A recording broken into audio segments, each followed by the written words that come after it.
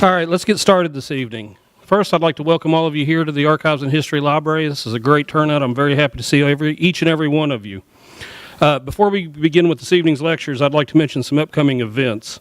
On August 30th, the last of our block series speakers for the season, Dr. R. Charles Byers, will talk about his experiences in the Kanawha Valley and his career in education. In September, our lecture is moving to Tuesday night. It'll be the first Tuesday of the month. That's September 4th.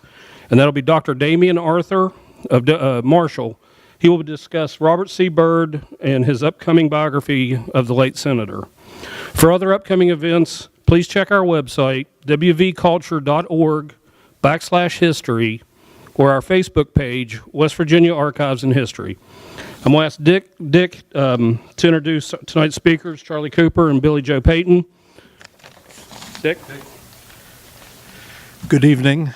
As audiovisual archivist for the West Virginia State Archives, it gives me special pleasure to introduce this evening our program discussion of the 1932 film, Charleston Beautiful on the Kanawha. The finding of this film in the projection booth was perhaps the only good thing to come out of the tearing down of the Kearse Theater on Summer Street. The Kearse was arguably Charleston's premier first-run house for many years. We have this evening two eminently qualified persons to discuss this film. Charlie Cooper, sometimes known as Super Duper Charlie Cooper, has recorded sound for a number of movies and will discuss this film from a technical standpoint and talk about the filmmaker Blundon Wills and others who made this movie. Let me illustrate how good I think Charlie is. The first time I heard about Charlie was when Elizabeth Scobell, an archivist at West Virginia State College, remarked that he had built a machine to play some legacy recordings in their collection. Let me tell you, this got my attention in a very positive way. He also ran sound for my son's high school graduation, and my dad, who had a lot of trouble hearing in audiences, told me, he said, "I heard every word." Dr. Billy Joe Peyton is a Charleston native, a published author of Charleston Then and Now and Historic Charleston the first 225 years. His PhD is from West Virginia University, and he is currently a professor at West Virginia State University. He has done a great deal of groundbreaking research on Charleston, primary source type things, knows the city very well, and even uses this film to illustrate historical points for his classes, which an audiovisual archivist makes me really appreciate him. And a historian who uses moving images. Yes! We hope that this program will foster back and forth discussion and a healthy exchange of ideas. At this point, I will happily turn this program over to our presenters and retreat to a position where I'm more comfortable behind the camera.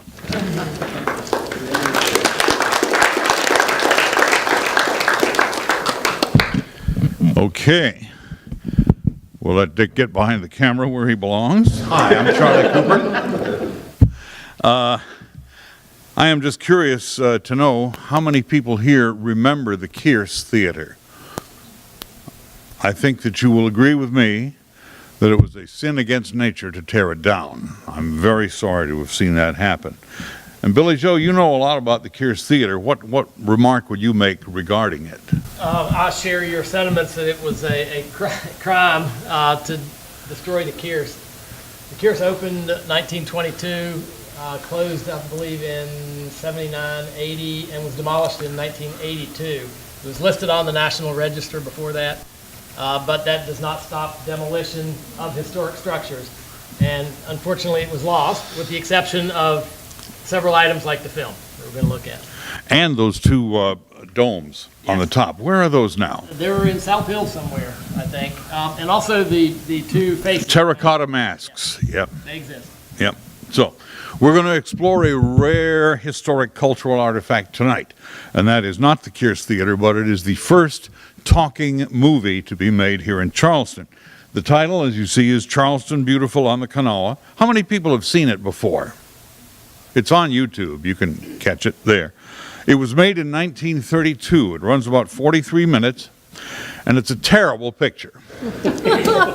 It's really bad, and I'm not going to make you sit through it, but Billy Joe and I will show parts of it and intersperse a little lecture. I heard a gentleman out here saying that he thought that this was not a showing of the film, but a talk about the film, and he is absolutely correct. That's what it is.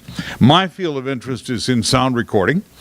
I'm going to talk about the technology of this picture and also about the people who made it. But equally important is this window that it gives us into the Charleston of the Depression era.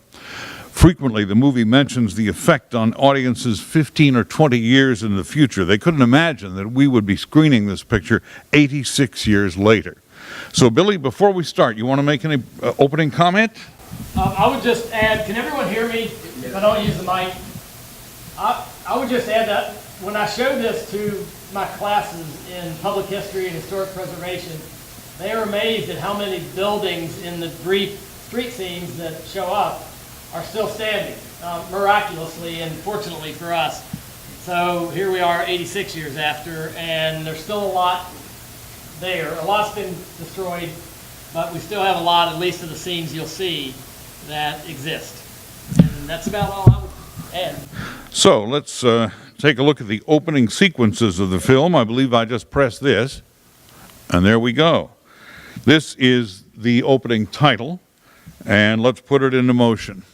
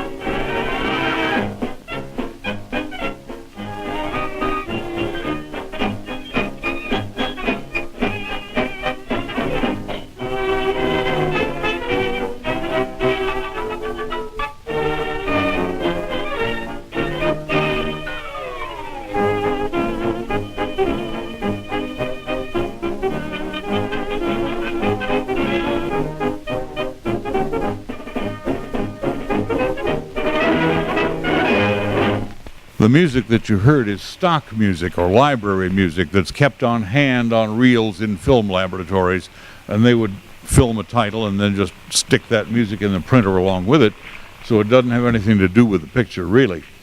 This is a sound picture, but you notice there's no narration. You hear a car, I believe. Yes. And somebody yells. I would add the Capitol has just been completed in 1932. So we're showing off the just completed state capitol. Presenting William G. Connolly, Governor of our mountain state. On behalf of the people of West Virginia, I take this opportunity to congratulate the company that is taking a splendid picture of our capital city. I'm sure that the people of the entire state will be greatly interested in this picture, and it will be of future historical interest. It's interesting to hear a politician speaking to the camera in days when politicians had never done that before. They've improved. He showed that he's not polished. It showed. He almost said West Virginia. Did you hear that? He was from Kingwood, by the way. Okay. After looking at City Hall from the intersection of Virginia and Alderson Streets, we call on the Honorable R.P. Devan, Mayor of Charleston. Mr. Mayor, will you favor us with a few words, please? Fellow Charlestonians, in making of our city's first motion picture in sound, we have secured a permanent record of community activities as found in Charleston during the month of August 1932. It is my sincere belief that this record will prove of great value to us in the future. For with the progress of time, many changes will take place. And 10 or 20 years from now, it will be indeed quite interesting to once again view our city as it was during the production of this civic motion picture. The voice that you heard introducing the governor and the mayor was probably that of Blundon Wills, who was the creator of this film. On his return home after spending time in the East, he sold 2 local businesses on sponsoring a movie. One was the Kearse Theater on Summer Street, and the other was the Charleston Daily Mail. And of course, both of them got screen time in return for sponsoring. Mr. T.L. Kearse, through whose courtesy this civic film was made possible. Mr. Kearse needs no introduction to the Charleston public. My dear friends, in sponsoring our community film, it has been my desire to give the public not only one of some entertainment value, but of historical interest as well. And there is the beautiful Kearse Theater. Yeah, so you'll notice those domes at the top exist, and the terracotta faces have been saved, and someone owns them, and they're in someone's yard right now. Showing an Adolph Zukor picture. Here again, you're hearing street sounds, but no dialogue. In our journey about the capital city, and noting all its points of interest, we come to the home of the Charleston Daily Mail, to whom is due many thanks for their splendid assistance and cooperation in making possible Charleston's first community sound motion picture. And that building still stands. That's the Charleston newspapers building on Virginia Street. And these are the newsboys. See if you can understand them.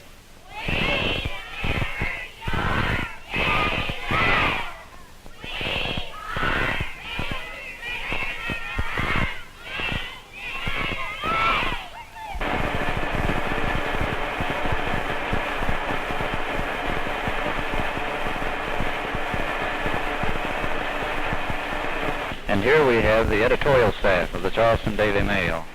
Mr. S.G. Damron, managing editor of the paper, now going to say hello to you. The Charleston Daily Mail has been glad to be able to cooperate in the making of this all-Charleston movie. This is a memorial film. It depicts the civil, industrial, and official life of the people of Charleston, a city in which we are all proud. Spoken like a newspaper editor. This movie was, as we saw earlier, made by Lawrence Blundon Wills, who was a Charleston boy. He claimed that he had been a Paramount Films director, but he wasn't, really. I think he was just a hustler, to tell you the truth. His parents were Woodson T. Wills, who was a former railroad agent who sold furniture and tried to run a candy wholesale business, and Nina Blundon Wills, a descendant of the family that had famous Revolutionary War scouts in its history.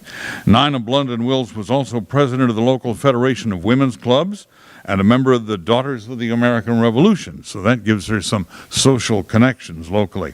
She was often mentioned in the newspaper in connection with women's suffrage and charitable events. Lawrence Wills had an older brother and two younger sisters. I believe we have that, This is the 1940 census, and if you look down there, you can see the Wills family. Lawrence lived almost to age 60, but his siblings died around age 40. One died in infancy.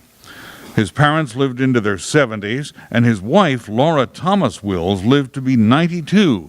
She actually got married again after Lawrence Wills died, but she buried him next to her in her family plot. They're buried in the Thomas Family Cemetery off Woodward Drive, which is not far from where I live.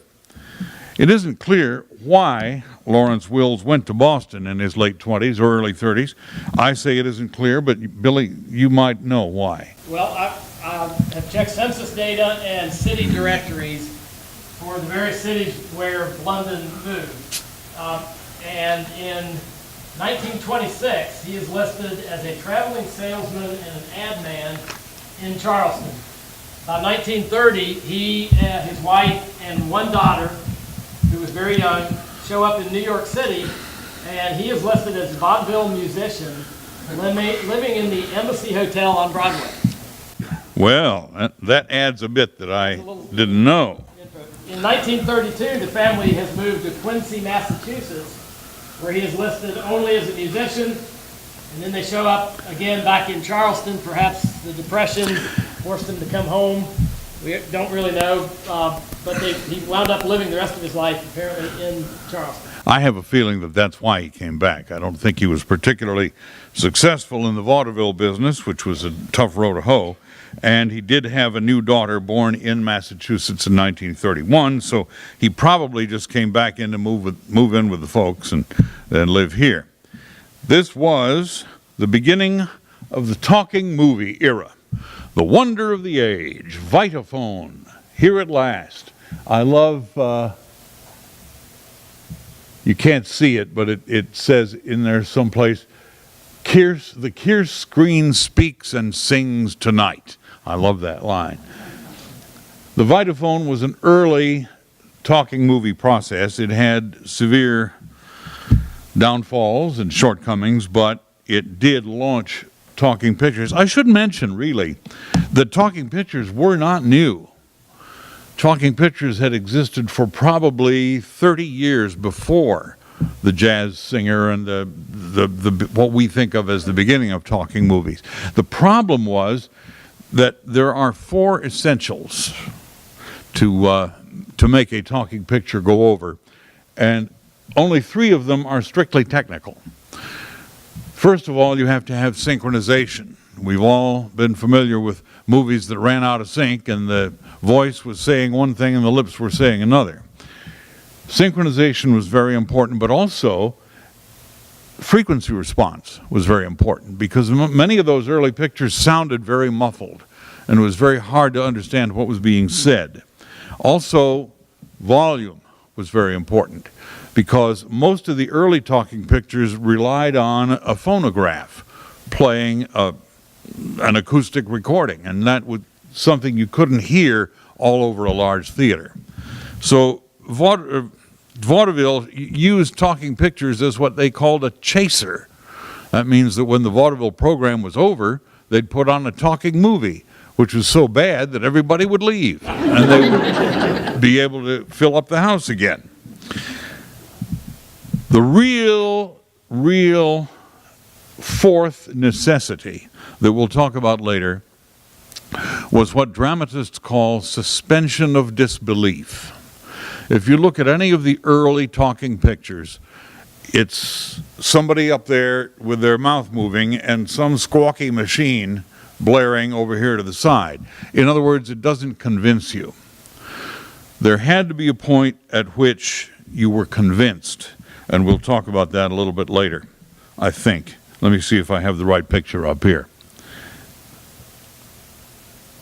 Okay, that is the first all talking, not singing picture. It had real dialogue in it. I love this movie, by the way, The Lights of New York. It's dramatically lacking, but it's fun to play Spot the Microphone. Because they're all standing right in front of a flower pot or a telephone or a brass pitcher or something.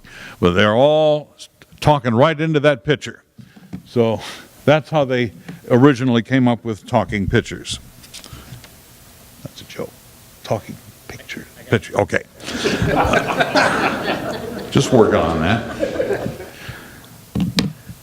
Credit for the invention of the necessary amplification usually goes to Lee DeForest.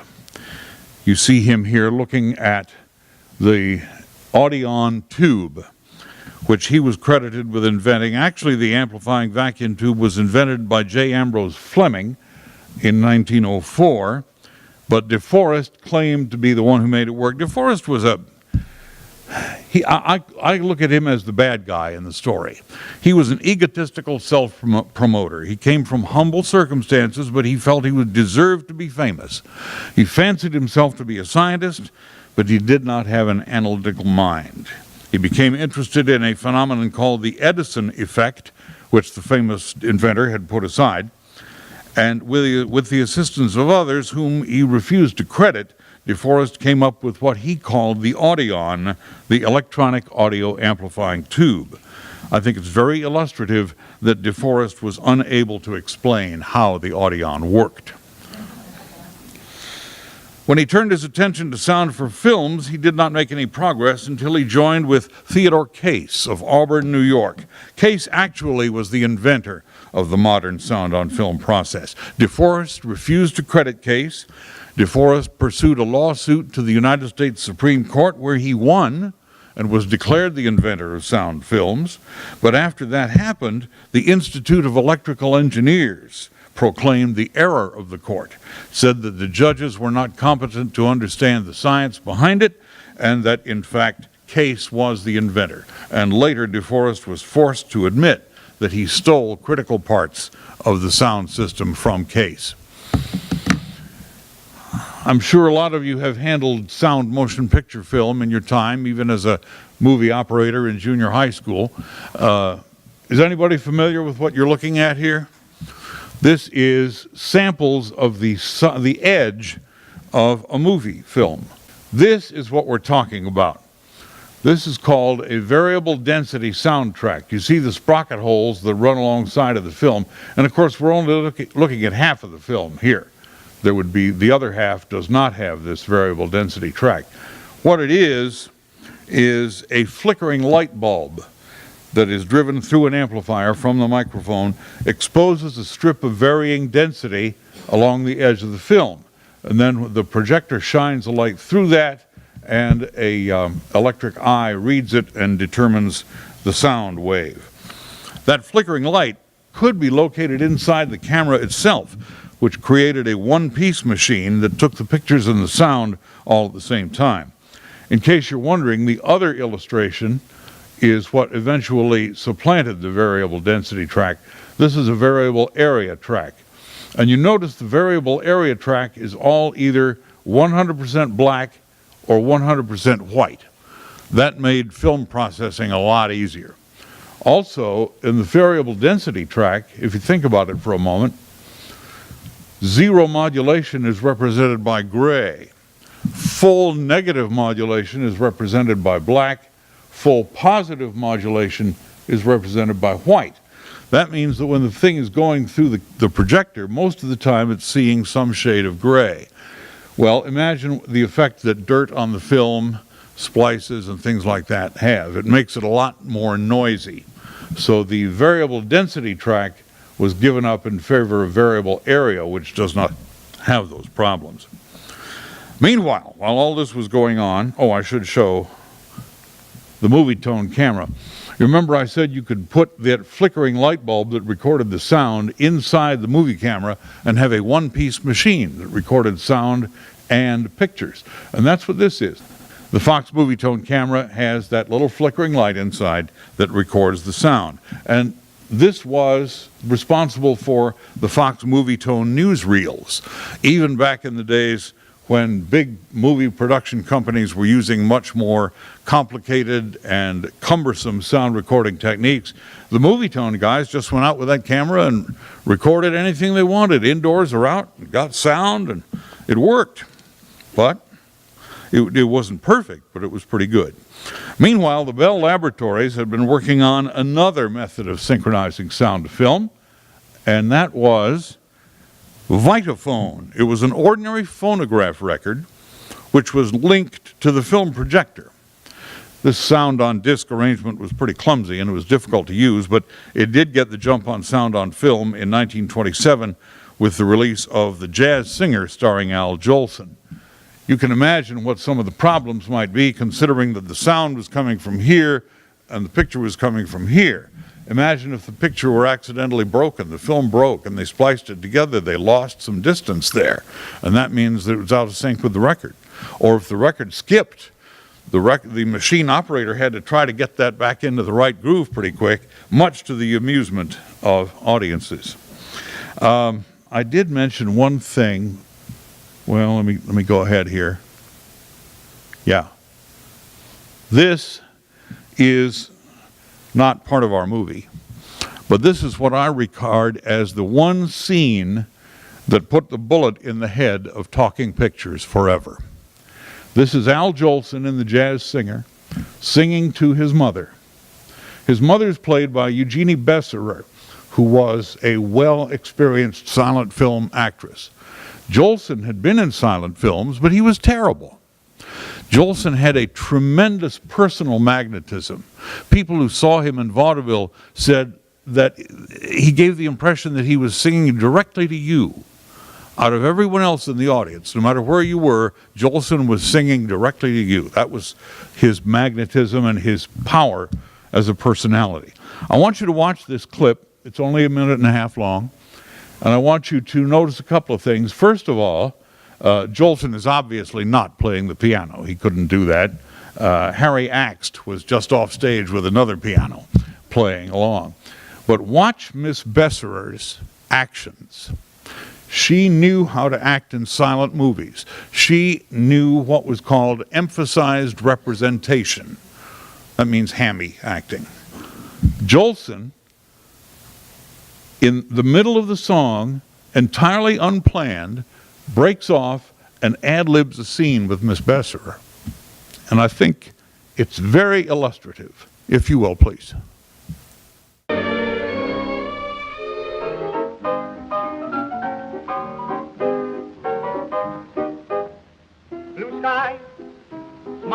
Watch Miss Besserer when he turns to her. Nothing but blue skies do I see. Oh, bluebirds singing a song. Nothing but little bluebirds all day long. That's silent film acting. See the difference?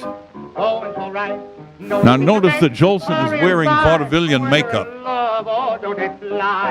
Blue days, all of them gone. Nothing but blue skies from now on. Now watch what happens next. You like that, Mama? I'm glad of it. I'd rather please you than anybody I know of. Miss Besserer has no idea what's going on or what she should do next. You'll never guess. Shut your eyes, Mama. Shut them for little Jackie. Oh, I'm going to steal something. I'll give it back to you someday, too. You see if I don't. Mama, darling, if I'm a success in this show, well, we're going to move from here. Oh, yes, we're going to move up in the Bronx. A lot of nice green grass up there and a whole lot of people you know. There's the Ginsbergs, the Guttenbergs, and the Goldbergs. Oh, a whole lot of birds. I don't know them all. And I'm going to buy you a nice black silk dress, Mama. You see, Mrs. Friedman, the butcher's wife, she'll be jealous of you. Oh, no, yes, she will. You see if she isn't. And I'm going to get you a nice pink dress that'll go with your brown eyes. No, What do you mean, no? Who is telling you? What do you mean, no? Yes, you'll wear pink or else. Or else you'll wear pink. And, darling, I'm going to take you to Coney Island. Yeah? Yes, I'm going to ride on the chute-to-chute. Oh. And, you know, in the dark mill. Yeah? Ever been in the dark mill? Oh, no, I was... Well, with me, it's all right. I'll kiss you and hug you. You see if I don't. Now, Mama, stop now. You're getting kittenish. Mama, listen, I'm going to sing this like I will if I go on the stage, you know, with this show. I'm going to sing it jazzy. Now, get this. Blue skies, smiling at me. Nothing but little blue skies do I see. Do. Bluebird singing a song. Nothing but little bluebird all day long. You like that slapping business? Never saw the sun shining so bright. Here comes his father, the cantor. All right, noticing the days hurrying by. When you're in love, oh, don't they fly? Blue days, all of them gone. Nothing but. Now it's interesting that right after Warner Oland yells stop, the film goes back to silent. The jazz singer had intertitles in it, and most of the dialogue was delivered in intertitles, but that one line there was actually recorded by Warner Oland, who incidentally was a Swede. How many people remember Warner Oland? He got famous for playing a Chinaman, Charlie Chan. Okay? All right, let's see. The talking picture craze was on. Producers who had seen sound as a fad were dragged into it. Movie theaters were faced with a stark choice. You buy expensive sound equipment now, or you go out of business. Thousands of musicians who had made a respectable living all over the country playing in local theaters were suddenly out of work. It's the greatest loss of musician employment ever to take place in the United States at one time. So, Blunden, you want to pitch in here or anything? Or How many of you knew that the jazz singer was not a complete talkie? Did everybody know that? I didn't realize until I watched it in its entirety with the class several years ago that there are only, as Charlie mentioned, There are only a few synchronized scenes in there. And here's an interesting thing I'll point out to you. Remember, the jazz singer was done in the Vitaphone process, which was a phonograph record that played along with the film. So in order to get the best synchronization, all of the songs start at the beginning of the record. So when you change reels at the end of a Vitaphone reel, you put on the next record, that's when a song will come up, when there's the least chance of the lack of synchronization. Then as the film plays out, the record goes through, it may become more unsynchronized, but by the next reel change, that's when you'll get your next song. Okay, L. Blundon Wills. He'd been out of town. I don't know why. Billy says that he was being a traveling salesman and what else?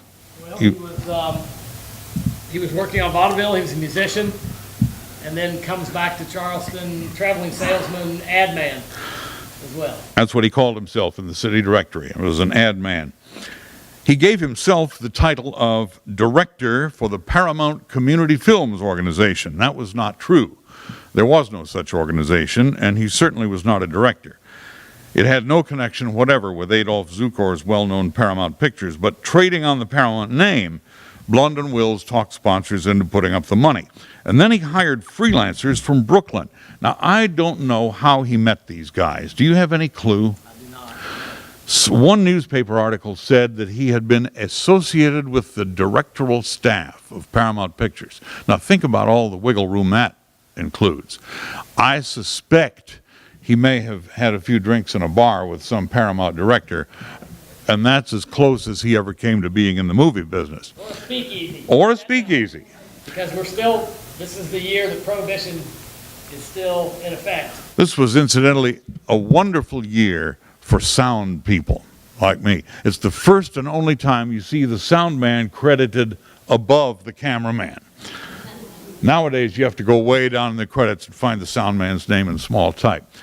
Vern Bremen was the research director for the Blue Seal Sound Corporation, and he essentially engineered and manufactured the little flickering light that went inside the movie-tone camera to record sound.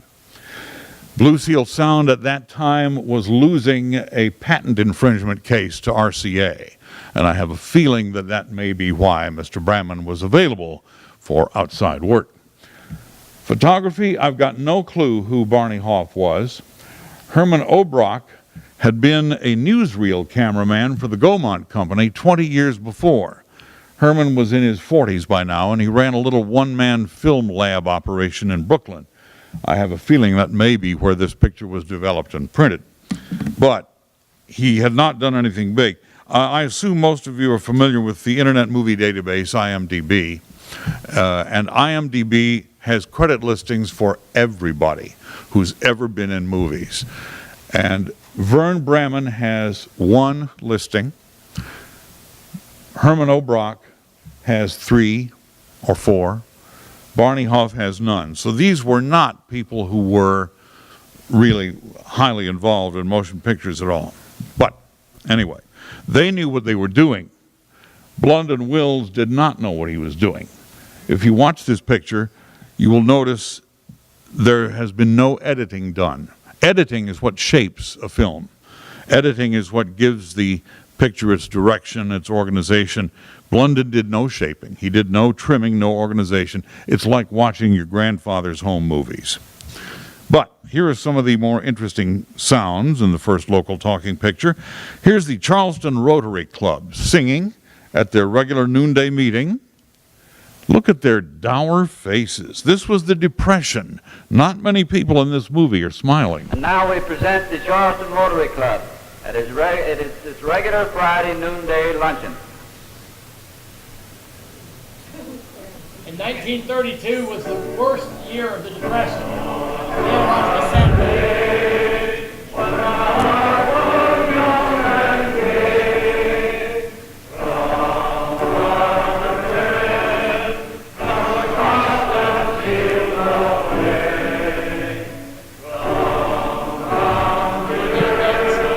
You don't see many actually singing.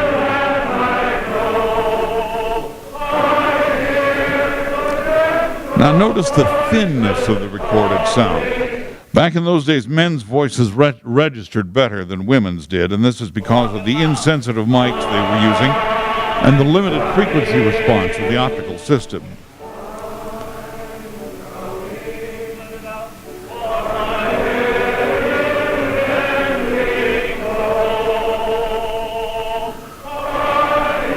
Now also notice there is no lighting equipment used here. The newspaper articles talked about the movie people are coming and bringing their cameras and recording machines and their lights. I think all they brought was the camera, because they are not using any lighting in here. Clearly the cameraman's back is to the window.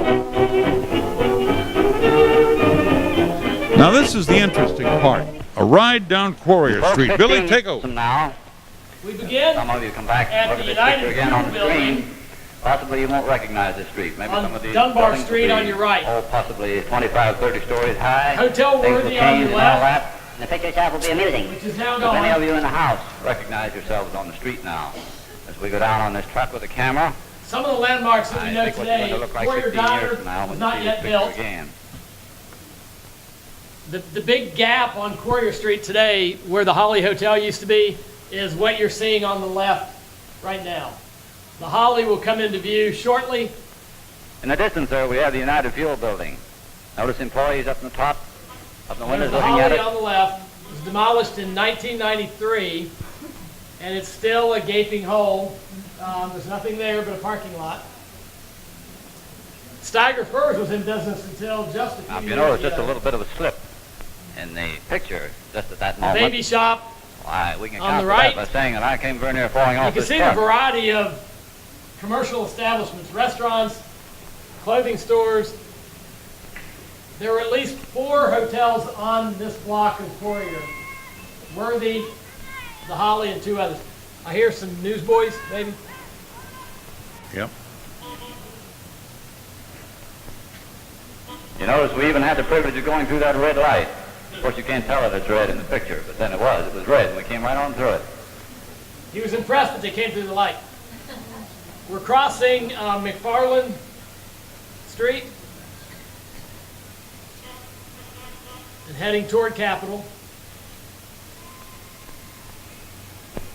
Most of the buildings in this photo, Quarrier Street was a fairly newly developed street, so most of the buildings here are less Watch as than we 20 turn the years corner old. from Capitol from Foyer There's the into Rialto Capitol Street. Theater.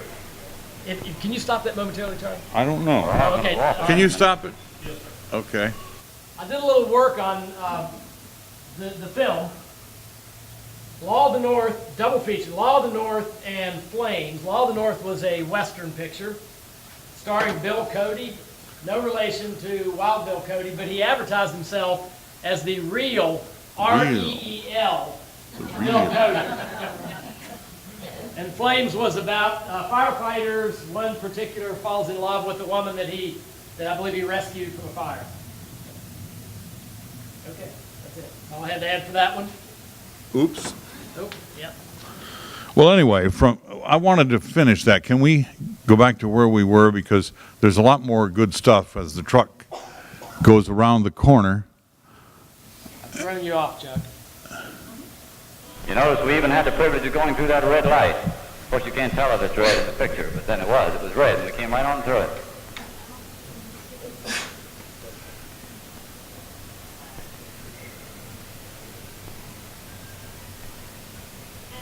The boy shop, there was a boys and men's shop. The next intersection will be Dickinson Street. Now watch as we turn the corner from Foyer into Capitol Street. And then here they come, Hale Street, and now We're all going to go off here in a Capitol. minute. That is a bank building, the large building in the view. And this is a very familiar scene. Most everything you see here still stands except for the first block of Capitol. And of course the Union. And look at sunrise above on the hill. You notice the young gentleman on that car that just got on there with a Panama hat. He seems to be enjoying it. You remember Getting a lot of Charleston exercise National from it or Bank? something or other. Those of you who've been in Charleston a long time. You remember McDonald's? Yes, the first McDonald's. That's where the first McDonald's was. And it didn't survive. No. It's a curved That's a profound point. The double-decker buses. Now look at this. Listen to the cops yelling at the people. Street, everybody!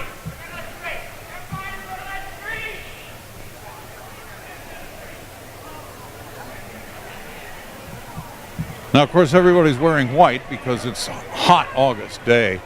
But again, very few people are smiling. In the background, you just saw a streetcar. There were 3 streetcar lines in Charleston. There was an inner loop, an outer loop, and a middle loop, and they all wound up back on Capitol Street. It's like we have now, except it winds up on... Yeah, pretty much. And the last streetcar was discontinued in 1939. So this is near the end of the streetcar era. Where's the girl who runs out and fixes her hair? Oh, that's her, I think. Here she comes. Yeah! Smile. I'm in the movies. And we're now on Lee Street, but then it was known as State Street, which you'll hear in a moment. Now that we have successfully turned off of Capitol Street onto Lee Street, haven't lost the camera, I haven't fallen off the truck, our cameraman, Mr. Oh Brock, is still with us. We're up in front of the new telephone company's building, or rather the telephone company's new building, I should say. And this is, you'll mention State Street. That's Lee Street now, State Street then. Yes. They had just cut through there where the Capitol used to be. Directly down State Street. Yeah. And that the green space where you see the War Memorial Now let's go was the see what corner of else we can Capitol find in lawn, the city of Charleston. the front lawn of the Capitol, before it was cut through. Canal Valley building was brand new. Many of you may know this building. Anyone? Capitol Annex 1903. Because the Capitol was right across the street, that was needed for overflow office space. And we are now on the west side. We jumped to Washington Street. We just passed Stats Hospital. Formerly Chris's Hot Dogs. This is Elk Bank. And here we are on Charleston Street at the intersection of Tennessee Avenue. It was called Charleston Street then. Moment we look down Tennessee Avenue.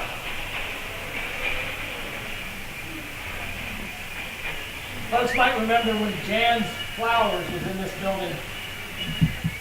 When John Bullock bought this building almost 20 years ago, he used this film to guide him in the restoration of the facade of that building. Because he had no idea what it used to look like. Kroger store. Looking down Charleston Street And toward the west end of the city. Kearse Theater used to be, or later on, I'm sorry, was built in the view we just Right passed. there. Green Presbyterian. And that's looking toward Maryland Avenue. I think that's the best part of the whole picture right there. One of the things that's interesting, though, did you notice that nowhere are there any pictures of Blundon Wills driving that truck down the street? I mean, with the Daily Mail as a sponsor, and that was the heyday of news photography, wouldn't you think there would be a picture of Blundon Wills or a picture of them driving this truck with a movie camera on it? But nope, there isn't. From here on, the movie becomes more haphazard. There are lengthy shots with little action and no sound. They show congregations leaving churches, a lot of that. They show hospital nurses posing on the front steps. They show views of the... And now we pay a visit to the Mountain State Hospital. In front of us, we have the Nurses Training School. Now, typical of shooting films even today, when people assemble a group to have their picture taken, they all think they have to stand still, like it's for a still picture. Now they break up as the shot is ending. Another of Charleston's medical and surgical institutions is the St. Francis Hospital. That's Here where we the have the hospital, Nurses St. Training Francis School still had and sisters nuns in charge. working in it. This is the St. Francis Hospital. It has a staff of 28 members. This institution was founded in the year 1908.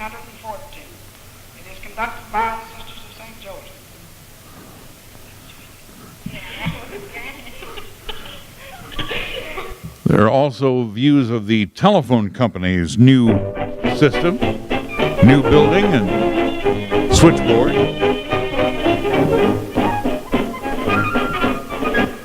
Parapet counter, where you pay your bills. Back of the counter, we have Miss Malone, cashier, and Miss Haig and Miss Vivian Reveal, assistant cashiers. This is the operator's room, showing the switchboard, which handles thousands of long-distance calls every 24 hours. These young ladies are responsible for the completion of your calls to points outside of Charleston, whether it be Huntington, West Virginia, or Honolulu. Mr. Hogg, traffic superintendent, has just walked into the picture and is talking to Miss Chandler, chief operator. Now, one of the other interesting, semi-interesting but long sequences here is an unending parade of children on the YMCA lawn. Newspaper ads invited people to come out for the baby show to be filmed. Norma Fruit Schrader, Carol Neal, Richard Lee Brent, Harriet Lou Maloney, 749 West Virginia Avenue. Look at Danny over there. Those babies would now be 86 years old, or older, probably 87 in some cases. I'll bet you that almost nobody who was in this picture is still alive. Charlie Look pretty healthy. They look good for now, yeah. Rebecca Lovett. The newspaper, as I said, had invited people to try out for parts in the film. Well, as you've seen, there are no parts. There's no acting. There are no roles. But it was a good promotion for the Kearse Theater to get people to come down there. Now, I should explain one thing. I don't know if you remember this, but back in those days of silent movies, it was common, it was accustomed, it was the general thing for a theater to present a stage show in connection with the movie. So you didn't just go in to see a silent movie the way you go in to see a movie nowadays. You go in and you'd see some vaudeville acts or something live on the stage, and then they'd show the film. Well, I think what happened was Blunden created a live stage show with local talent. He'd been in vaudeville, apparently. That's the only thing I can think of. But as you can see, there are no acting roles except for this group of girls who got 20 seconds of immortality, not immorality. Maybe immorality, too.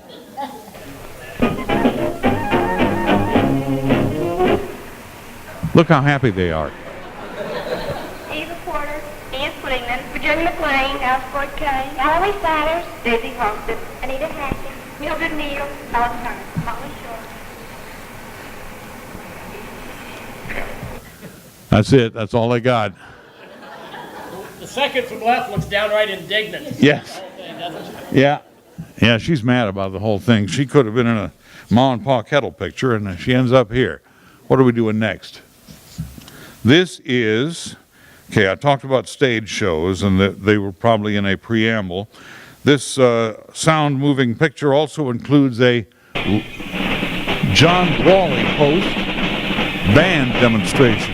Now listen to this, because it gives you an idea of the limitations of the sound process.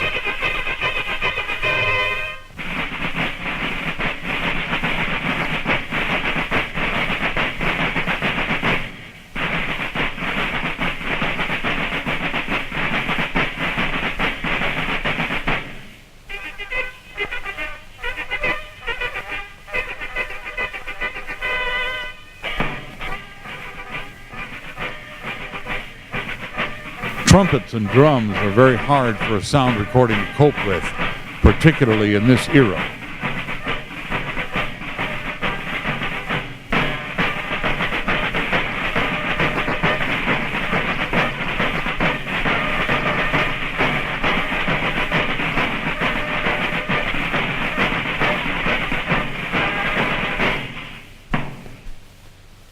I don't think that Blundon Wills was involved with the John Brawley Post. I think this is just gratuitous here.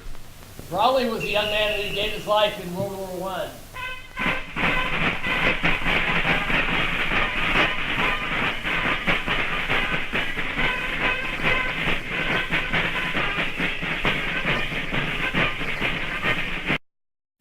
pretty poor sound, if you ask me. Charleston's first all-talking moving picture ends with ladder rescue demonstrations by the fire department. I believe that's City Hall. This City Hall, and what used to be, I think, Central Fire Station on the side of the City Hall building, which is where they'll be coming out of. Well, actually, we don't have that in here, but if you are familiar with Court Street, where it goes by City Hall, there's 3 arches where the city's police records room is located. That used to be the fire department garage. I trimmed this down extensively because it's pretty dull. Let's see. Oh, this is cool. Remember, this is sponsored by the Kearse Theater, and we have a sing-along by a Kearse Theater audience. Unfortunately, they didn't bring any lighting equipment, so you'll see.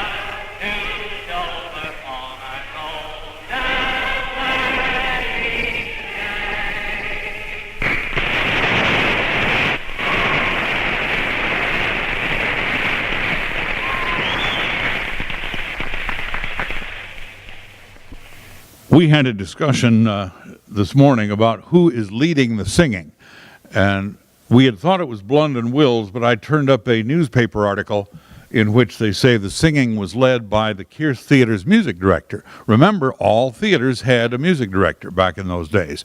Most theaters had orchestras, so it was probably the orchestra leader who was leading that.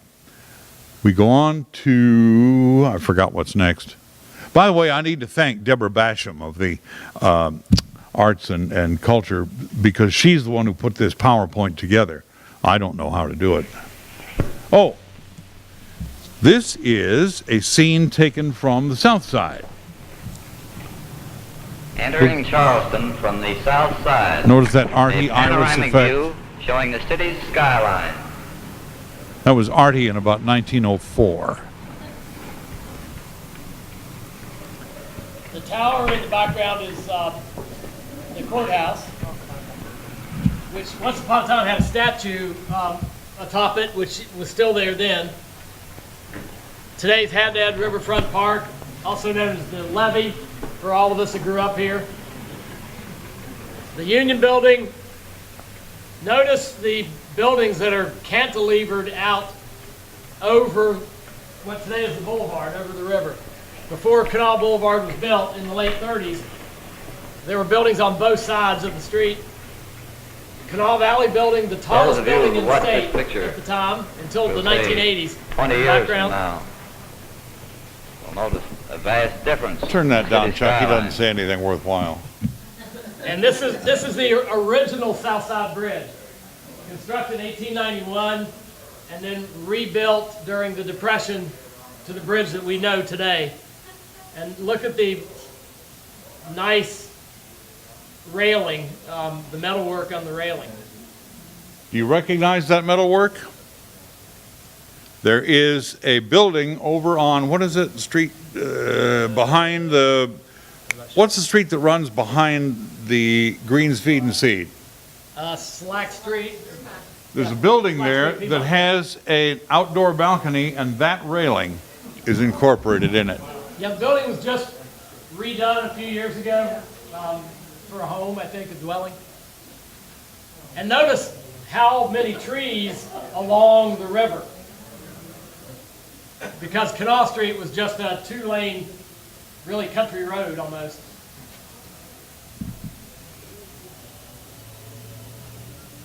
I think we have Old Lang Syne here. Should we all sing? Yeah.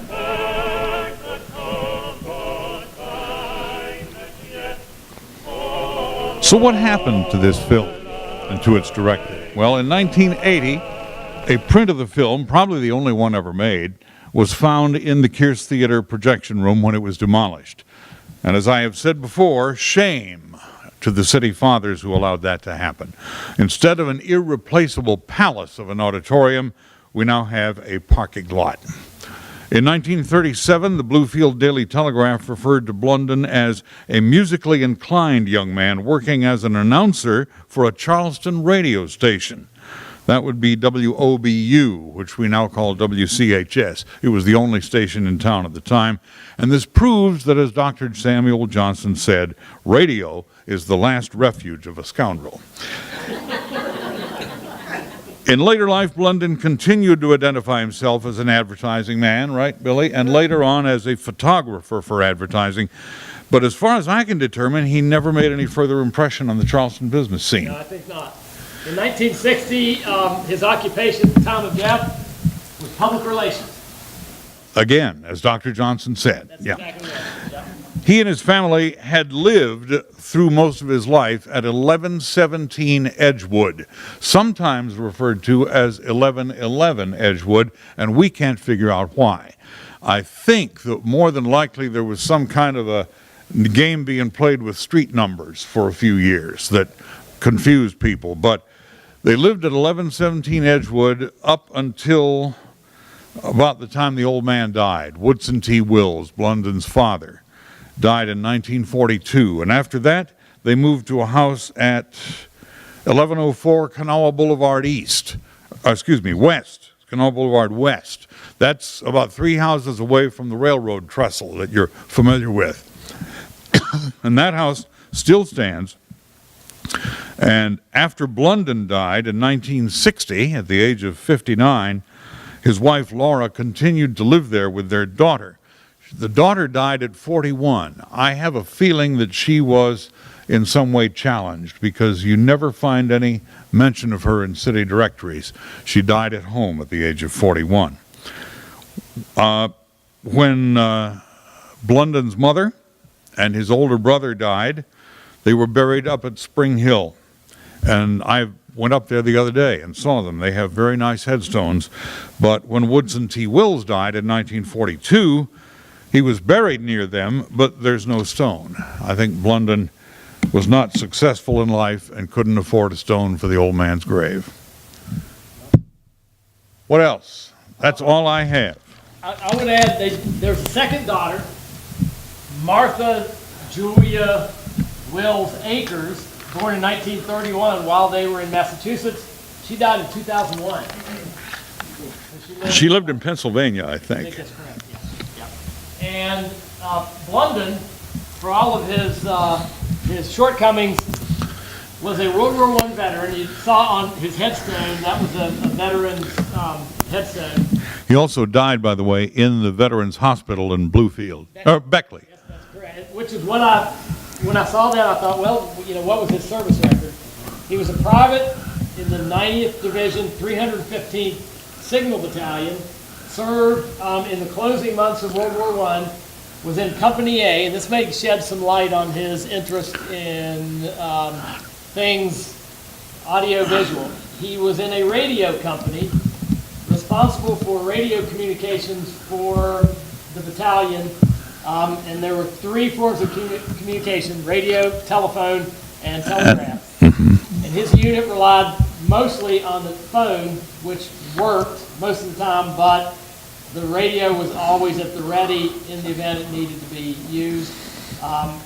And his division, Blunden's division, fought at Saint Mihiel and in the Meuse-Argonne offensive, the last offensive and the largest offensive that our troops participated in with the highest casualties, and they received very high credit for their service. Keep in mind that in the closing months of World War I, Blunden would have been 15 years old. You could enlist at a much younger age back then. That pretty much covers it, and we got you out of here in an hour. Do we have any questions, any comments? Do not throw tomatoes. All right. Yes, sir. I'd like to make 3 quick comments.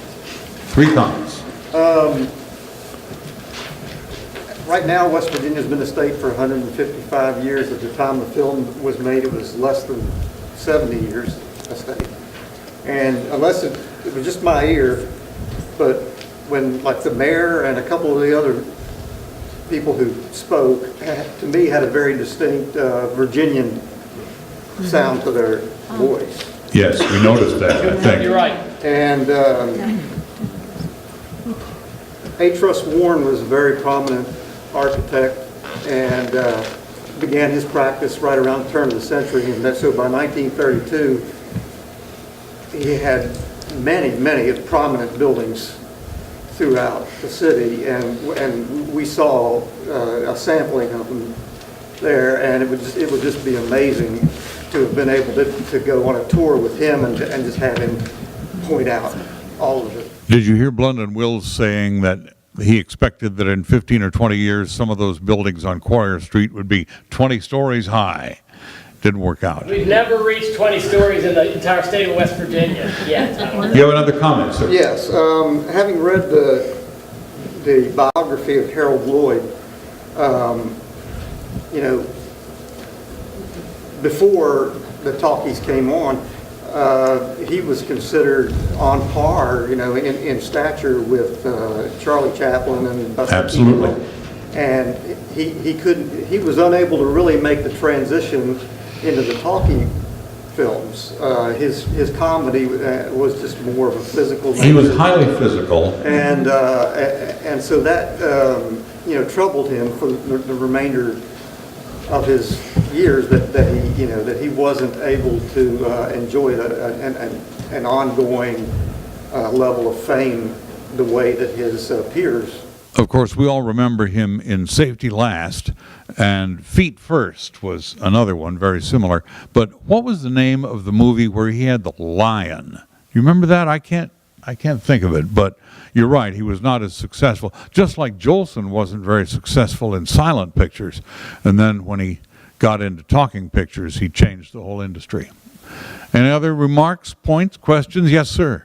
Yeah, I think it's possible that the organ of the Kearse survived. It did. As a matter of fact, I personally recall seeing the organ console sitting in the shattered, now open-air auditorium of the Kearse.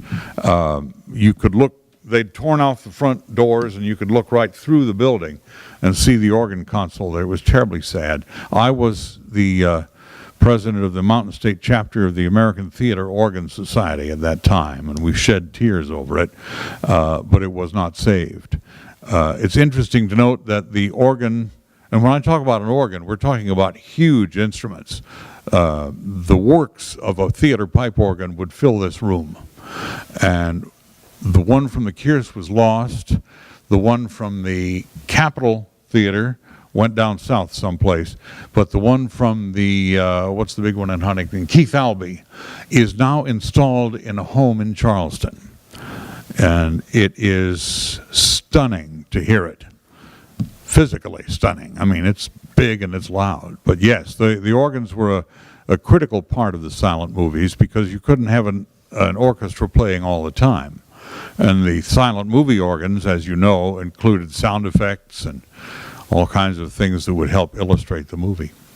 Anything else? Yes, ma'am. Do you know what the population was of Charleston when that film was Billy can tell you exactly.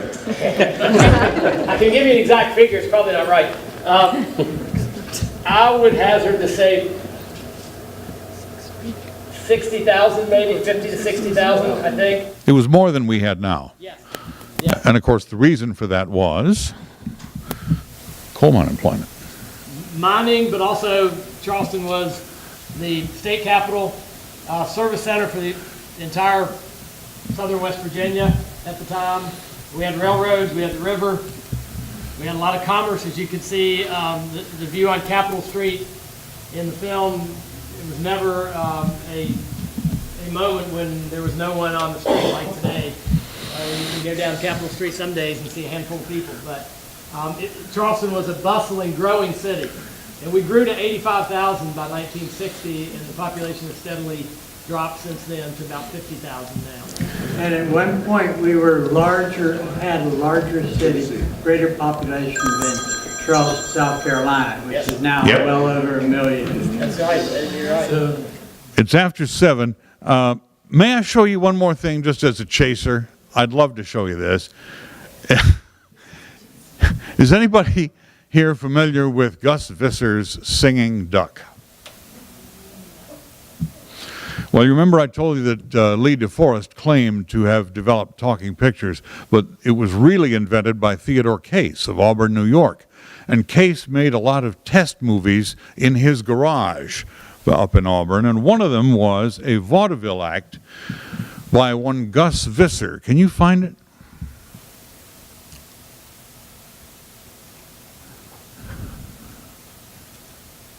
There it is. Let's play that. Turn it up.